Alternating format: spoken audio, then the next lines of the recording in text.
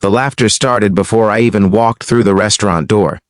I didn't know it yet, but that night my coworkers had already decided that I was going to be the punchline. The table was near the window, glowing under soft yellow lights. From the sidewalk I could see them inside, Mark leaning back in his chair with that smug grin, Jenna covering her mouth to hide a laugh, and the others pretending to look casual while clearly waiting for something to happen. And sitting quietly at the far end of the table was a woman I had never seen before. She looked different from the rest of them. While everyone else leaned in with loud voices and exaggerated gestures, she sat calmly, hands folded in her lap, her dark hair falling gently over one side of her face. She seemed peaceful in a way that didn't belong in the noisy restaurant. I took a deep breath and walked in. What I didn't know was that my coworkers had invited me to this blind double date as a joke. And the woman they paired me with was deaf. They expected me to panic, to stumble, to embarrass myself. But what happened next would change every single person in that room.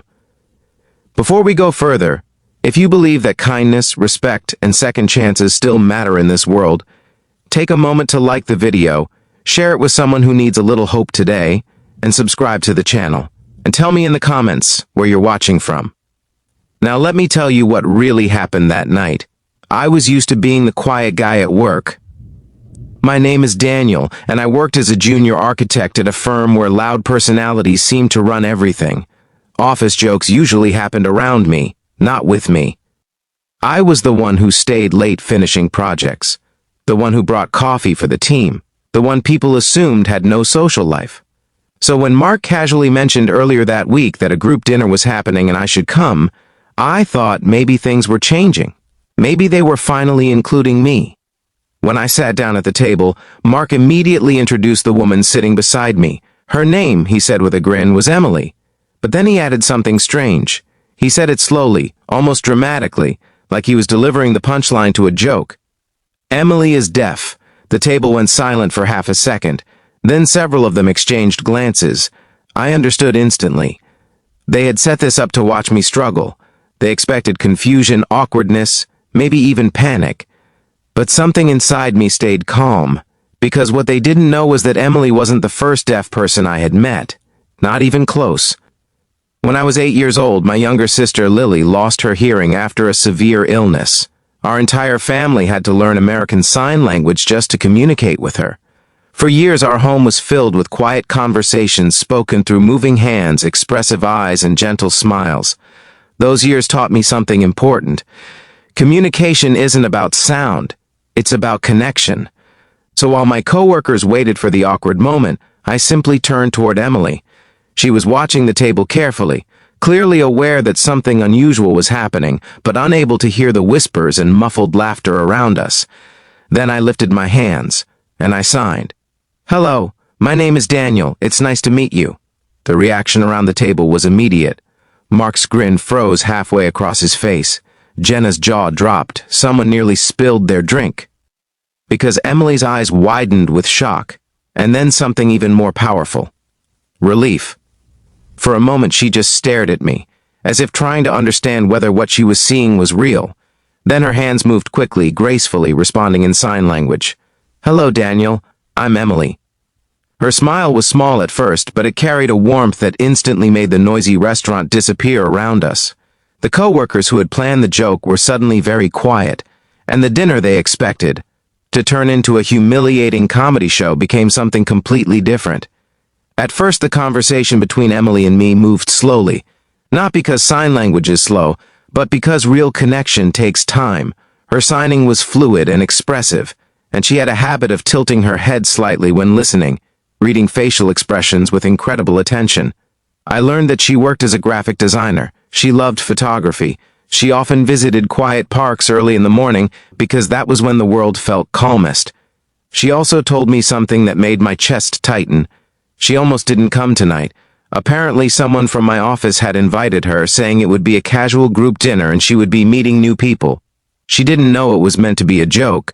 She thought someone genuinely wanted to introduce her to new friends. As she shared this, I felt a wave of embarrassment, not for myself, but for the people sitting around us pretending to scroll their phones. But Emily didn't seem angry. She seemed used to it, used to people underestimating her, used to being the outsider. And maybe that's why our conversation kept growing deeper. We talked about childhood memories, about how silence can sometimes feel louder than noise, about how people often fear what they don't understand. Time moved strangely that night. What started as an awkward dinner stretched into hours of effortless connection. At some point, the rest of the table stopped trying to follow the conversation and simply watched, because something unexpected was happening. The joke had backfired, and instead of embarrassment, there was something almost magical unfolding between two strangers who suddenly understood each other. When the dinner finally ended, most of my coworkers rushed out quickly, avoiding eye contact. Mark muttered something about needing to wake up early. Jenna offered a weak smile before leaving. But Emily stayed. We stepped outside into the cool night air, the city lights reflecting softly on the wet pavement from an earlier rain. Under the street lamp, she signed something slowly. "Thank you for tonight, not just for dinner, for treating me like a normal person." That sentence stayed with me long after we said goodbye. Over the next few weeks, something unexpected happened. Emily and I kept meeting, sometimes for coffee, sometimes for long walks through quiet streets where we could talk with our hands without distractions. She introduced me to parts of the city I had never noticed before, the peaceful gardens hidden between tall buildings, the art galleries where silence was part of the experience, the small bakery where the owner had learned sign language just to greet his deaf customers. And slowly I realized something. Emily wasn't someone who needed sympathy. She was someone who had built a beautiful world most people simply never noticed. Meanwhile, things at work began to change too. At first, my coworkers avoided mentioning that dinner entirely, but rumors spread. People heard that the joke had failed. They heard that I had signed fluently. They heard that Emily and I were still seeing each other. And slowly, something surprising happened. Curiosity replaced mockery. One afternoon, Jenna approached my desk awkwardly and asked if learning sign language was difficult. A week later, 2 coworkers joined an evening sign language class. Even Mark, who had started the whole joke, eventually approached me in the break room with an apology that sounded painfully sincere. He admitted something that surprised me. He said he had never actually met a deaf person before that night. He had only made jokes about something he didn't understand. Meeting Emily changed that. But the biggest change happened inside me. Before that dinner, I had spent years feeling invisible, like the quiet background character in other people's lives. But Emily saw me differently. She noticed the small things, the way I listened, the way I paid attention, the way I never rushed conversations. And one evening, months later, while sitting together on a quiet park bench under golden autumn leaves, she signed something that nearly stopped my heart. She said silence had never felt lonely when she was with me. And in that moment I realized something too. The night that was meant to humiliate me had actually introduced me to the person who understood me better than anyone else ever had. Now, before we reach the end of this story, I want to ask you something important. If this story has touched your heart even a little so far, please take a second to like the video and share it with someone who believes kindness can change lives.